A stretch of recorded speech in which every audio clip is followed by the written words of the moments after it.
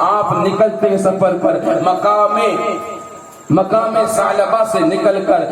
بطن عقبہ آئے، بطن عقبہ سے نکل کر آپ جو ہے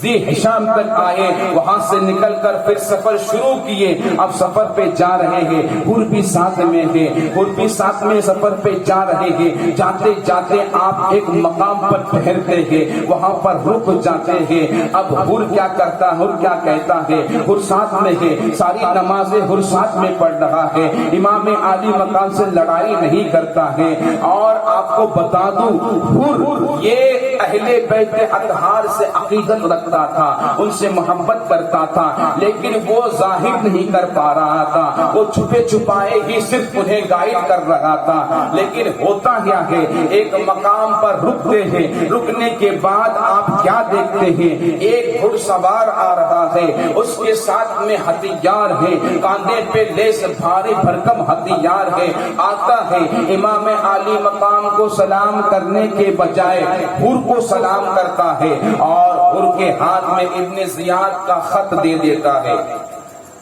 ابن زیاد کے خط میں لکھا ہوا ہوتا ہے کہ اے حور، میرا یہ حکم ہے، یہ میرا قاصد تیرے پاس آ رہا ہے، تو امام حسین ان کے خاندان والوں پر سختی کر اور انہیں ایسے مقام پر اتار جہاں پر دور دور تک پانی نہ ہو، دور دور تک آبادی نہ ہو، ایسی جگہ پر اترنے پر مجبور کر۔ اور سن، یہ میرا سپاہی جو تیرے ساتھ آیا ہے، یہ جو قاصد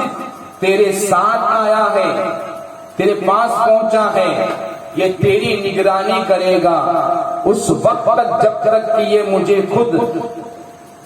خط بھیج کر یا خود آ کر مجھے نہ بتا دے کہ تو میری حکم کی تعمیل کر رہا ہے۔ حور کے پاس ابن زیاد کا خط آیا، خط ملنے کے بعد حور مجبور ہو گیا، کیونکہ ایک سپاہی نگرانی کے لیے ابن زیاد نے ان پر مسلط کر دیا۔ اب حور یہ سوچتا ہے اب کروں تو کیا کروں۔ خط کو پڑھنے کے بعد امام عالی مقام کے بارگاہ میں وہ خط دیا۔ امام عالی مقام نے پڑھے، اپنے دوستوں سے، اپنے ہمراہوں سے خط کے بارے میں کہے۔ بعض روایت میں ملتا ہے کہ حور نے مقام وہاں پر رکنے کے بعد ان پر سختی کی کہ آپ ایسے جگہ پر اترے جہاں پر کھلا میدان ہو، آس پاس میں کوئی بستی نہ ہو۔ آپ کے ساتھ میں زہیر بن قیون، یہ ایک صحابی تھے، ایک ساتھی تھے،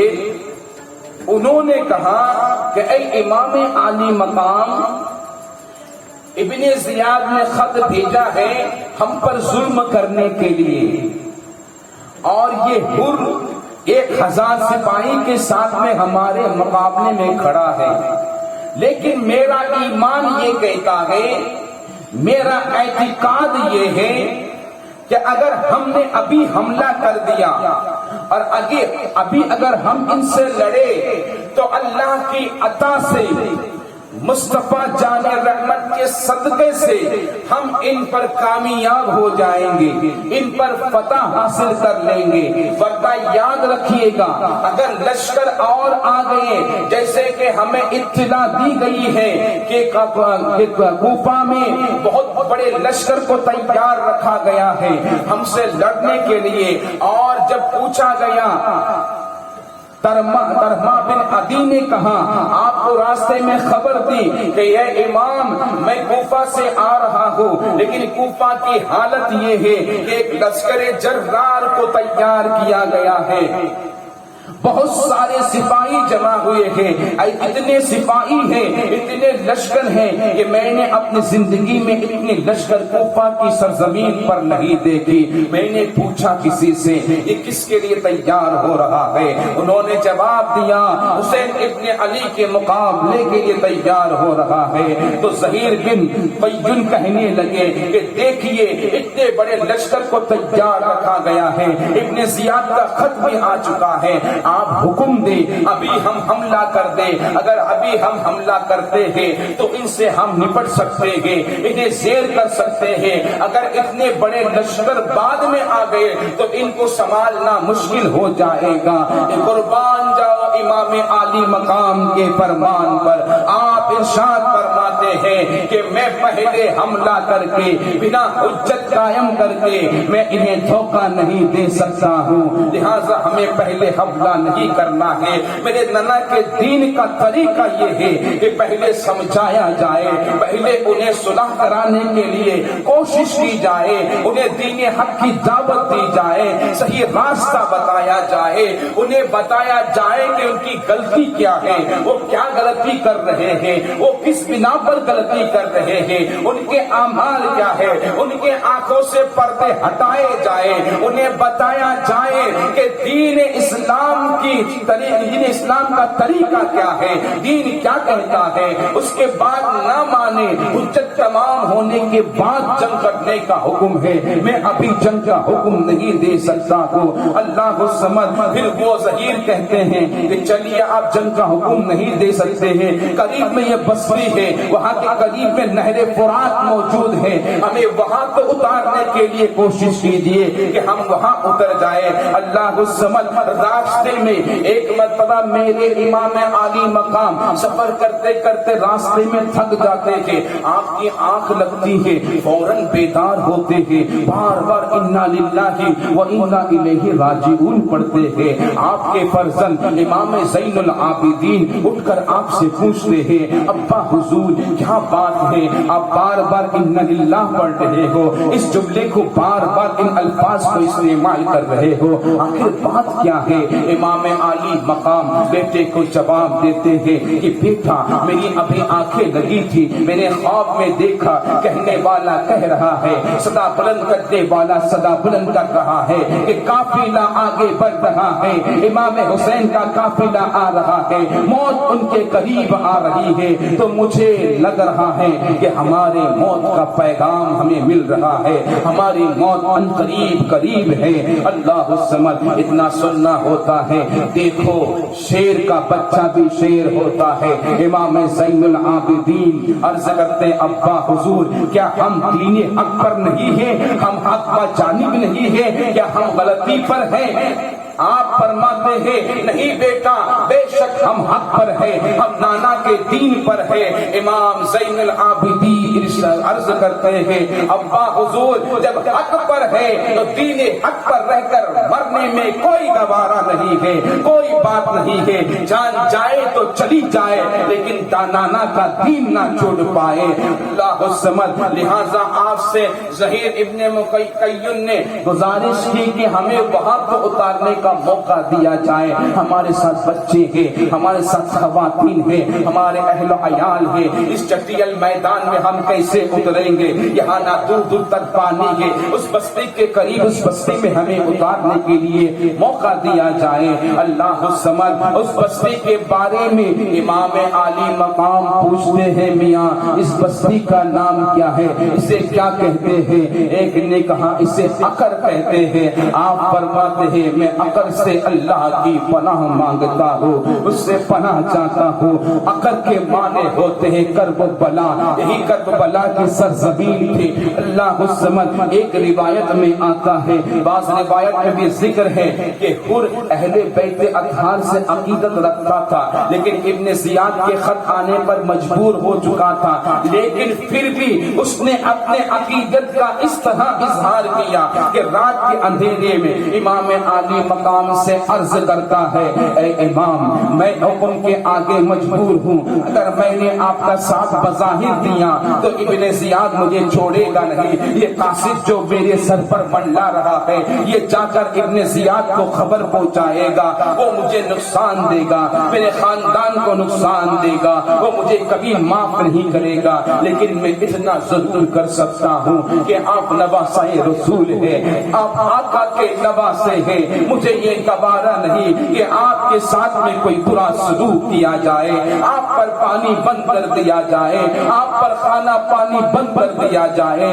آپ کو چٹیل میدان میں ریگستان میں کربلا کی سرزمین پر تپے ہوئے چھوڑ دیا جائے، مجھے شرم آتی ہے آقا کے روح سے میں کیا جواب دوں گا محشر کے دن۔ لہٰذا میری گزارش یہ ہے آپ رات کے اندھیرے میں اپنے اہل و عیال کو لے کر آپ یہاں سے رخصت ہو جائیے، آپ چپکے سے نکل جائیے، مجھے پتا چل بھی گیا تب بھی میں آپ کا پیچھا نہیں کروں گا، کم از کم میرے پاس عذر موجود ہوگا، میں ابن زیاد کو لکھ دوں گا کہ رات کی تاریکی میں آپ کہاں گئے ہیں مجھے پتا نہیں ہے، لیکن آپ یہاں سے نکل چکے ہیں۔ اللہ الصمد اس مشورے کو امام علی مقام قبول کر لیتے ہیں، اور ایک روایت میں آتا ہے کہ رات کے اندھیرے میں امام علی مقام نے سفر کا ارادہ کیا، اپنے اہل و عیال کو لیے، سارے کارواں کو لیا اور چپ چاپ سے نکلنے کا ارادہ کر لیے، سفر شروع کیے، لیکن قضا کا حکم نافذ ہو چکا تھا، وہ انسان کے تدبیر سے نہیں بدل سکتا تھا، رب کا حکم نافذ ہو چکا تھا، ملک الموت تیار تھے ان شہداؤں کو اپنے آغوش میں لینے کے لیے، جنت کے تشتوں کو لے کر تیار تھے، قضا کا حکم نافذ ہو چکا تھا، کیا دیکھتے رات بھر چلتے ہیں، پھر جب صبح ہوتی ہے وہی کربلا کے سرزمین پر موجود ہے، آپ وہیں پر دوبارہ موجود ہے۔ اللہ الصمد آپ سمجھ جاتے ہیں کہ یہی وہ مقام ہے جہاں پر ہمارا آخری وقت ہے، یہی وہ مقام ہے کہ یہاں پر مجھے شہید کیا جائے گا، اسی سرزمین کا نام کربلا ہے۔ جب زینب سنتی ہے کہ اس سرزمین کا نام کربلا ہے، زاروں قطار رونے لگتی ہے، کہتے ابا حضور کیا یہی وہ سرزمین ہے جہاں پر ہمارے نظروں کے سامنے آپ کو ہم سے دور کر دیا جائے گا، آپ کو ہم سے چھین لیا جائے گا، بھائی زین العابدین پر ظلم کیا جائے گا، ہمارے بھائیوں پر ظلم کیا جائے گا، ہمارے اہل بیت اطہار کے خواتین کو ذلیل کیا جائے گا، کیا ابا حضور ہی وہ کربلا کی سرزمین ہے جہاں پر آپ کو شہید کیا جائے گا، جہاں پر امام علی مقام نے ارشاد فرمایا ہے کہ یہی وہ سرزمین ہے، کیا یہی وہ سرزمین ہے؟ میرے آقا امام علی مقام ارشاد فرماتے بیٹی ہاں یہی وہ سرزمین ہے، ایک مرتبہ تمہارے دادا علی بن ابی طالب جنگ حسینین سے واپس آئے، اور جنگ سے واپس آتے وقت اس سرزمین پر ٹھہرے، نماز فجر ادا کی، کرنے کے بعد اس سرزمین کی مٹی کو اٹھایا اور سونگنے لگے۔ صحابہ کرام پوچھے اے علی کیا بات ہے، آپ اس سرزمین کی مٹی کو کیوں سونگ رہے ہیں؟ لہذا آئے اے بیٹی تمہارے دادا نے جواب دیا، مولا علی نے جواب دیا کہ یہ وہ سرزمین ہے، یہ کربلا کی سرزمین ہے، یہاں پر میرے بیٹے حسین کو شہید کیا جائے گا، ان کے گھر بار کو یہیں پر تباہ کیا جائے گا۔ اللہ اس سمت اتنا سننا ہوتا ہے کہ زینب اور رونے لگتی ہے اور گر گڑانے لگتی ہے کہ ابا حضور پھر ہمارا کیا ہوگا جب آپ ہم سے دور ہو جائیں گے؟ ابا حضور پھر ہم کسے اپنے لیے کسے ہم درد سمجھیں گے؟ کون ہمارا دیکھنے والا ہوگا؟ کون ہمارے عزت و آبرو کی حفاظت کرنے والا ہوگا جب آپ کو اس سرزمین پر شہید کر دیا جائے گا؟ ابا حضور ارشاد فرماتے بیٹی اس وقت صبر کا دامن نہ چھوڑنا جب مجھے شہید کیا جائے گا، تمہارے رشتہ داروں کو شہید کیا جائے گا، جب ہم پر مصیبتیں ڈھائی جائے گی میں نہیں رہوں گا، اس وقت بھی تم صبر کا دامن نہ چھوڑنا، اللہ کی رضا پر راضی رہنا، اللہ جس کام سے راضی ہے اس کام سے تم بھی راضی رہنا، قربان جاؤ باپ کے دل کو دیکھو. آج ہم اور آپ ہیں اپنے بیٹے بچوں کو رونا گوارا نہیں کرتے ہیں، لیکن دیکھو یہ نواسہ رسول ہے، اپنے آل و اولاد کو کیا حکم دے رہے ہیں کہ کتنی بھی بڑی مصیبت آ جائے نانا کا دین نہیں چھوڑنا، کتنی بڑی مصیبت کے پہاڑ ٹوٹ جائے صبر کا دامن نہیں چھوڑنا. ایک ہم اور آپ ہے، یہ تھوڑی مصیبت آ گئی ہم صبر کا دامن چھوڑ دیتے کہ تھوڑی سی بارش ہو گئی ہماری نمازیں چھوٹ جاتی ہے، تھوڑے سے ہمیں پیاس کی شدت پریشان کی ہم روزوں کو چھوڑ دیتے کہ ہمارے پاس کافی عذر ہوتا ہے، میاں ہمیں گیس ہو رہا ہے، ہمیں یہ ہو رہا ہے، ہمیں وہ ہو رہا ہے. دین کی کچھ پرواہ نہیں ہے، ہمیں اسلام کی کوئی پرواہ نہیں ہے. لیکن دیکھو نواسہ رسول ہے، بنت رسول کے لگتے جگر ہے، کیا حکم دے رہے ہیں کہ بیٹا چاہے کتنی بھی مصیبت آئے دین نہیں چھوڑنا، صبر کا دامن نہیں چھوڑنا. اے میرے پیارے دوستو، میرے نوجوانوں، میں یہی آپ سے عرض کرتا ہوں کہ آپ کم سے کم دین مصطفیٰ کا دامن صحیح سے تھامنے والا بن جائیے. یہ جو دین ہم تک پہنچا ہے یوں ہی نہیں پہنچا ہے. ہم مسلمان کے گھر میں پیدا ہو گئے تو ہم سمجھتے ہیں کہ دین آسان ہے، اسلام آسان ہے. نہیں پیارے، اس اسلام کو سیکھنے کے لیے، اس اسلام کی آبیاری کے لیے، اس اسلام کو سرشک اور شاداب کرنے کے لیے خاندان رسول نے جو قربانی دی ہے ہم میں سے کوئی نہیں دے سکتا ہے، ہم میں سے کوئی برداشت نہیں کر سکتا ہے. اور یہ تو ان کی آزمائش تھی، لیکن ہم دیوانوں کے لیے سبق ہے، ہمارے لیے سبق ہے، ہمارے لیے نمونہ حیات ہے کہ ہم اس سے سبق حاصل کریں کہ دین مصطفیٰ پر کس طرح قائم رہنا چاہیے. ہمارے ماں و بہنیں بھی سنتی ہوگی، ہماری بچیاں بھی سنتی ہیں. آج کل کا ماحول اتنا خطرناک ہو چکا ہے کہ ہماری بچیاں دوسرے مذاہب کے لوگوں کے ساتھ میں جاتے ہوئے نظر آ رہی ہے. ارے کیا سمجھ کے رکھے تم اسلام کو؟ کیا اسلام میں اہل بیت اطہار نے، خاندان رسالت نے اس لیے قربانی دی کہ تمہاری جوان بیٹیاں اسلام چھوڑ کر چلے جائے؟ نہیں، ہرگز نہیں. اسلام کو پہچان کروائیے، اسلام ان کے سینے میں ڈالیے. یہ صرف اس لیے ہوتا ہے کہ وہ اسلام کے تعلیم سے دور ہے، اسلام کے قربانیوں کے نہیں جانتے ہیں کہ اسلام کے لیے کتنی قربانی دی گئی ہے. انہیں سمجھائیے، انہیں اسلام کی اہمیت بتائیے. اسلام اتنا پیارا مذہب ہے کہ ہر مذہب کا انسان اس کی تعریف کرتا ہے، ہر مذہب کا ماننے والا اسلام کا گن گا رہا ہے. اور ہم اسلام کے ماننے والے دیگر مذاہب کے گن گائے، دیگر لوگوں کی ہم کردار کو اپنائے، یہودیوں کے کلچر پر چلے، سنت مصطفیٰ کو چھوڑ دے، دامن مصطفیٰ کو چھوڑ دے اور نعرہ یہ لگائیں کہ ہم دامن مصطفیٰ نہیں چھوڑیں گے. صرف نعرے سے کام نہیں چلے گا پیارے. نعرہ تو کوفے والے بھی لگا رہے تھے، دعویٰ تو کوفے والے بھی کر رہے تھے. اہل کوفہ بھی دعویٰ کر رہا تھا کہ ہم تم سے محبت کرتے ہیں، ہم عقیدت کرتے ہیں، ہم تم سے پیار کرتے ہیں. لیکن ہوا کیا؟ جب دعویٰ کرنے کے بعد، جب ثابت کرنے کی باری آئی، دعوے کے اوپر کھڑے اترنے کی باری آئی، تو دنیا کی چکا چوند روشنی نے، دنیا کی حرص نے، دنیا کے مال و متاع کی لالچ نے ایسا غدار بنا دیا کہ آل رسول کا ساتھ چھوڑ دیے، اہل بیت اطہار کا ساتھ چھوڑ دیے، اپنے بیوی بچے کی جان کی فکر پڑی تھی. ارے نادانو، کیوں نہیں سوچتے ہو اگر خاندان رسالت اگر اپنے اہل و عیال کی پرواہ کرتے، دین مصطفیٰ کو چھوڑ دے تو آج وہ سلامت رہتے.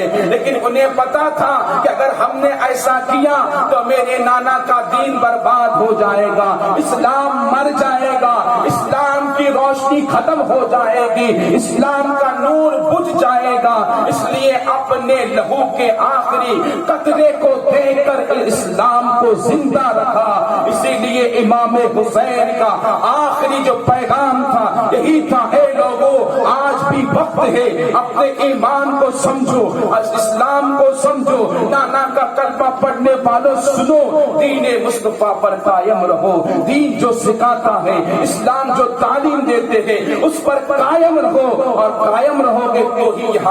یہاں کی زندگی تمہاری سنورے گی، قبر میں تم آرام سے سو گے، اور آخر میں نانا جان کے ہاتھوں سے جام کوثر نوش کرو گے. اور کامیابی تمہاری قدموں میں ہوگی۔ تو اے لوگوں، اگر کامیاب ہونا چاہتے ہو اور اگر تھوڑی سی بھی ہمارے اندر یہ غیرت ہے اور ہونی بھی چاہیے، کیونکہ ہم ایمان والے ہیں، ہم حسینی ہیں، تو حسینی جذبہ بھی ہمارے اندر ہونی چاہیے۔ صرف ہم دنیا کی چکا چوند روشنی کے اندر گم ہو کے ان یہودیوں کے کلچر کو دیکھ کر، دنیا کی ساری نعمتوں کو دیکھ کر ہم آخرت کو نہ بھولیں، کیونکہ امام عالی مقام کے سامنے تخت و تاج سب کچھ تھا۔ اگر یزید کے ہاتھ میں بیعت کر لیتے تو آپ کو عیش و آرام کی زندگی نصیب ہوتی، لیکن دنیا کی ساری نعمتوں کو، ساری دولت کو، ساری چیزوں کو آپ نے چھوڑ دیا، صرف اس لیے تاکہ اسلام زندہ رہے اور اسلام کے قوانین میں، اسلام کے قانون میں، اسلام نے جس چیز کو حرام کہا ہے اس میں کوئی رد و بدل نہ ہو، اسلام نے جس چیز کو جائز قرار دیا ہے اسے لوگ جائز سمجھیں، یعنی شریعت مطہرہ زندہ رہے اور لوگ اس پہ عمل کرتے رہے۔ تو آج ہم حسینی ہیں، ہم اہل بیت اطہار سے محبت کرنے والے ہیں، ان سے عقیدت رکھنے والے ہیں، تو ہمیں بھی چاہیے کہ اپنے اندر ہم ان شریعتوں کو زندہ رکھیں، ان کے احکام کو زندہ رکھیں۔ میرے پیارے، میں گفتگو کو سمیٹ رہا ہوں، آپ کو کربلا کی سرزمین تک پہنچا چکا ہوں۔ انشاءاللہ کل کی نشست میں ہم کربلا میں کیا کیا ہوا، کتنے لوگوں نے کیسے کیسے جان قربان کیے، کس طریقے سے قربان کیے، ہم اسے سماعت کریں گے انشاءاللہ۔ لیکن گزارش صرف اتنی ہے، کل آپ کیسے بھی کر کے تھوڑا وقت نکال کر وقت پر جلدی آئیے، تاکہ وقت پر شروع کروں۔ کل تھوڑا ٹائم زیادہ لگے گا، لیکن انشاءاللہ یہ غلام اہل بیت، یہ ان کے نالین کو اپنے سروں پہ رکھنے والا یہ فقیر کوشش ضرور کرے گا کہ آپ کو کربلا کی سرزمین پر جو واقعہ پیش آیا ہے اور جو شہدائے کربلا نے قربانیاں دیے ہیں اسے اچھی طریقے سے آپ کے ذہنوں میں اتار سکوں۔ انشاءاللہ اس کی پوری کوشش کروں گا، لیکن آپ سے گزارش اتنی ہی ہے کہ دین کے ہو جاؤ،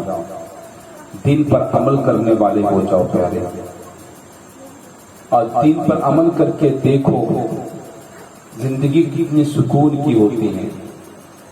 مصیبت کسے نہیں آتی ہے، چاہے آپ دین پر رہو گے تب بھی مصیبت آئے گی، آزمائش ہوگی، دین کو چھوڑ دو گے جب بھی آزمائش ہوگی۔ دین کو چھوڑ کر آزمائش اگر ہوتی ہے تو ہمارے برے اعمال کے نتیجے میں، دین پر رہ کر نیک ہو کر اچھے کام کر کے آزمائش ہوتی ہے تو ہمارے درجات بلند ہوتے ہیں اللہ کے نزدیک۔ یہ ہمیں حسین نے یہ تعلیم دی، ان کے خاندان نے ہمیں یہ تعلیم عطا کی، تو ہمیں اس پر عمل کرنا ہوگا۔ کریں گے انشاءاللہ، کوشش کریں گے انشاءاللہ۔ میں آج زیادہ وقت آپ کا اس لیے لے رہا ہوں کہ کل آپ کا پورا اٹینشن اور پورا وقت میں چاہتا ہوں انشاءاللہ۔ آپ لوگ جلدی آئیں گے، ہم بھی جلدی آ جائیں گے انشاءاللہ۔ 10 بجے برابر میں پہنچ جاتا ہوں، ایک میں ادھر ادھر ہو ہی جاتا ہے، لیکن آپ لوگ کے آنے تک ایک آ رہے ہیں، 2 وقت